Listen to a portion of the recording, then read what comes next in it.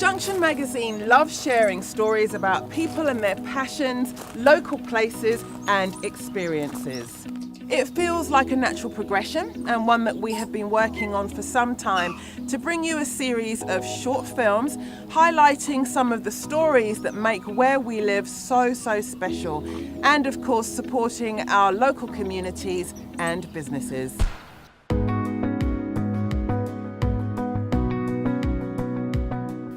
The Vivian is an iconic gallery situated in rural Matakana and featuring contemporary art from local and international artists. Scott Laurie took over the Vivian just 12 months ago, and in this, our very first Junction film, he talks about his passion for art, some of the work exhibiting at the gallery, and his plans for what looks to be an interesting and exciting future.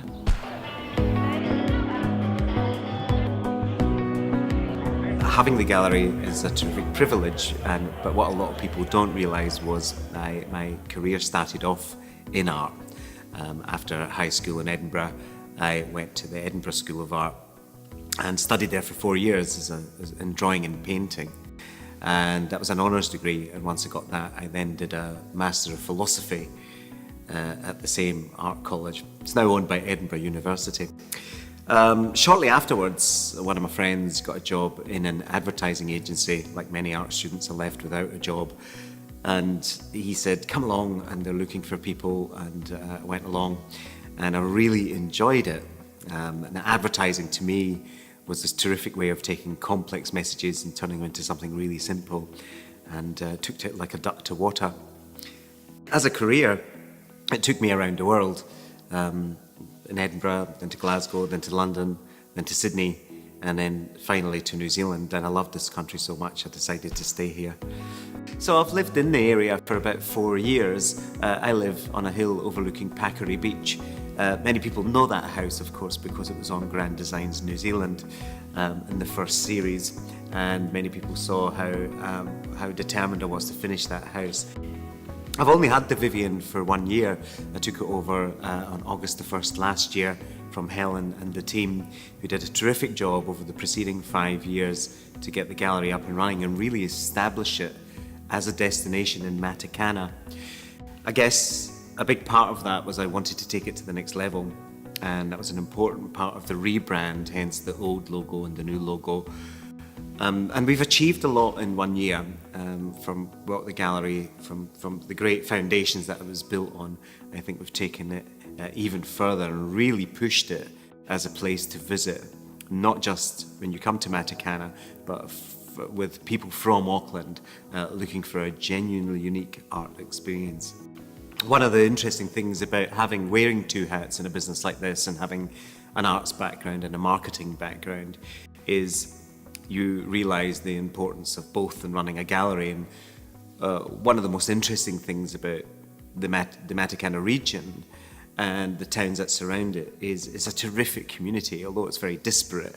And things like the Junction are very good for us, not just in terms of advertising, but in terms of spreading the word around the community. The community support for the gallery has been absolutely rock solid. Just about on every opening, somebody will come to the table with some form of help for us. And it seems to be working. You know, in the last show, the Fiona Pardington show, we had 220 people turn up, many of them locals. And it was quite an extraordinary event because the community support was extraordinary. For example, the Sawmill Brewery, who are our sponsors and are terrific sponsors of the arts actually, really came to the table to make sure we didn't run out of beer. We had local wine sponsors, we had half-price pizzas from the Rusty Pelican, we had Tom's Oysters, he donated 100 oysters. It really was a special event. Lots of people in the community came round to help, to make sure we had a brazier outside, to help with the parking. It was pretty awesome. So this particular show was important. It's very significant work. Fiona Pardington is probably one of the top photographers in the country, if not one of our most important artists. And this is a body of work she started last year using glass cullets, which is a sort of a byproduct of a marble making factory in America. She collects these little objects, these little treasures, and she places them on top of existing photographs that she owns, or old negatives or daguerreotypes or tintypes that she uses to place these glass cullets on top of, and then reshoots the whole thing. To me, it's an incredible departure from where she's been before in her practice. And having a show like this at the Vivian and in Matakana is extremely significant. This show could travel anywhere in the world and it would still be as important. For us to show it first was terrifically exciting. So we also invited Nathan and Jamie Haynes, Mr. and Mrs. Haynes, to come up and play a DJ set. And what they actually did was compose a set around each of the images in the room. So we actually got a performance within a show on the opening night, and that went down a storm. It was fantastic and really well received, and they really enjoyed coming up to Matakana, and they said they will come back again, so I'm going to hold them to that, and we're going to do something in the summer with them as an event. Vicky Fanning is another local artist who we're really proud to support. Vicky has shown over the years in the Vivian, but this time we asked her to do a specific body of work in the Studio Gallery. The Studio Gallery is a lovely little annex of the main North Gallery, a terrific space for artists to show their work in. And what she came up with was gobsmacking. She came up with 3 individual pieces, borosilicate glass, silicon and clay, and made these beautiful beautiful models, kind of biomorphic almost, on these incredibly designed plinths. The Vivian had a good reputation for supporting local artists, and that's still important to the Vivian. That's still a very important part of what we do. But I always felt confident that we could bring in significant international artists into this space. The space deserves it. And that's why we've shown people like Patricia Piccinini, we have Sally Gaborian here, we've shown Dale Franken here. These are significant artists with a major international presence, so it's a real thrill to have them in our little gallery at the heart of our community. And closer to home, of course, we have relatively local artists like Ian Cheeseman. We commissioned Ian to do his first major large-scale steel sculpture, which of course everyone can't miss when they park their car in the car park, because it confronts them with the word idiots. And that's had terrific traction. So much interest actually that he had to make very small scale models of that one so people could take their idiots home with them. Ian has a major solo show coming up in October this year, so we're looking forward to that. And then there's artists like Aaron Scythe, who again, Kiwis, he was in Japan, he's a Kiwi, he was in Japan for 16 years, he trained in Japanese pottery, he knows it inside out. It was a blockbuster actually for both of us, it's done very, very well.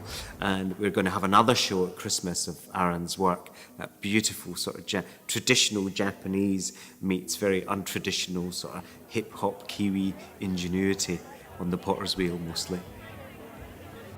One of the highlights in the show calendar this year was to tie in with 125 years of women's suffrage. That show was called Never an Answer, and it featured 12 abstract painters, all of whom happened to be women. Linda Tyler and Lucinda Bennett curated that show for us, and the quote, "Never an answer," comes from the painter Laura Owens, who, when asked why she chose to be an artist, she says, because there's always a question and never an answer. And as an abstract show, you're never quite sure how abstract work is going to go down, but as an abstract show, it was held in such high regard from everyone who visited it. We were terrifically proud of that.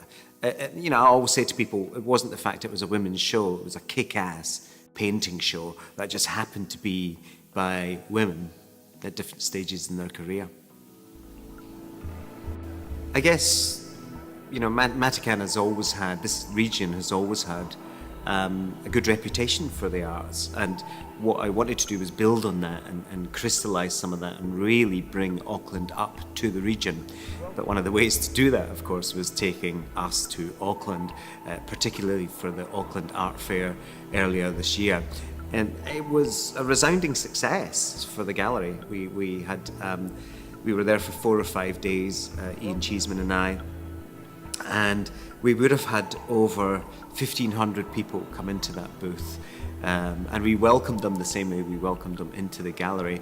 Many people had never heard of the Vivian before, and a few people, actually probably about 30%, had never been to Matakana. And one of the ongoing, one of the more delightful aspects of going to the Auckland Art Fair has been the number of visitors who now come up to this region from Auckland to visit the Vivian. And that was a bit rarer before. Now we have carloads on a Saturday come up to see us here, which is really exciting. Collaboration in my business life has always been super important. You know, you can't do everything on your own. And I try and bring that into the art world as well. Collaboration is the only way I can really get things done is to collaborate with others, particularly in the art scene and sometimes with locals. For example, at Brick Bay, we have a really strong affiliation with. We both get together, we both punch above our weight as it stands, but for something like Auckland Art Week, we work together to ensure that anyone coming up could have an experience at Brick Bay and then an hour later come and do something at the Vivian. So we do work closely and collaboratively with other arts organisations, so that's just a win-win for everyone, really. On a more local level, something like Creative Matakana is something we're incredibly proud to be involved with. Last year we launched the reception here, and this year we will, which will be 2019, early 2019 in May, we will launch a series of events that tie in with Creative Matakana to really start to put it on the arts map all year round, as opposed to just shows in a show calendar. That's attended. Usually most of the courses sell it every year, and what we're going to do this year is add different layers of that experience. So there will be talks here, there will be events in the gallery as well, as a sort of creative hub for that experience. When we launched the Vivian, you know, the brand promise was to be a destination for discovery, and it's only been 12 months or so since I've taken over the gallery, and I think we've managed to do that. We really have put the Vivian on the arts map. And as a result of that, I think we've put this whole area, help the area become a destination for people to come to and experience something new every time they come to it. We have 9 shows a year. We'll continue to do that. We're looking to put sculpture in the grounds. It's become above and beyond my expectations, and I think we've taken it from a regional gallery experience to a genuinely unique New Zealand gallery experience. Which I think you could be proud to take anywhere in the world. This is an area, this whole region, the whole Rodney district, is becoming, you know, from Wellsford to Leigh to Matakana to Pakari, is just becoming a hotbed of excitement at the moment. There's so much going on in these communities, you know, often dismissed as rural, and yet I can tell you there's a lot more happening up here through the year, and in the next 10 years or so this is going to be an area that's really going to develop and grow and boom, and I'm really excited to be a part of that. Anthony Morris is an artist who turns 80 this year, who has just turned 80 this year, and we're offering him a show, and it'll be the first time he's ever been shown in an exhibition as a solo exhibition in an art gallery. It's very exciting for us. He's a lovely man. One of the aspects that people may not know about Anthony's work is, you know, he's famous for setting up Morris and James with his wife in the 1970s, really putting Matakana. That was the very start of Matakana's development as a place for the arts, to be perfectly honest. But of course, Morris and James is largely a commercial pottery. You know, you can go there and buy really beautiful things. But what this show focuses on is Ant's private practice. This is his own artistic work, all the stuff that he made with his bare hands, sometimes with a wee bit of help, often experimental work, and often work that was influenced by his travels overseas. So it's a major show. There's probably 30 or 40 pieces. You'll never see them in this entirety again. In the way that we're putting the show together. because we've dug them out of sheds and huts and uncovered things in bushes in his garden, and it's going to be terrific celebration, not just of the man and his work, but again of the area. Many of these pots are made from Matakana clay, and there's something really beautiful about hosting a show here of an artist of that calibre, literally using material that came from the ground that this gallery is situated on. Ant Morris has been creating for over 50 years, and although he's known for his pottery, he's an outstanding glass artist as well, and also a painter. He still paints. When we visited his studio recently, he was still painting, and his output is incredible. He still paints every single day. So what you'll see is a cross-section of his work. And he's still working today. Ant is one of the hardest working artists that we know. So what's coming up? Well, after Ant's show, we have Ian Cheeseman's major solo show at the end of October. After that, we have the summer show, which is a 2-month celebration of local and international artists presenting a huge body of work across the whole gallery. And that will take us into the new year. And I hope to get a holiday at some point.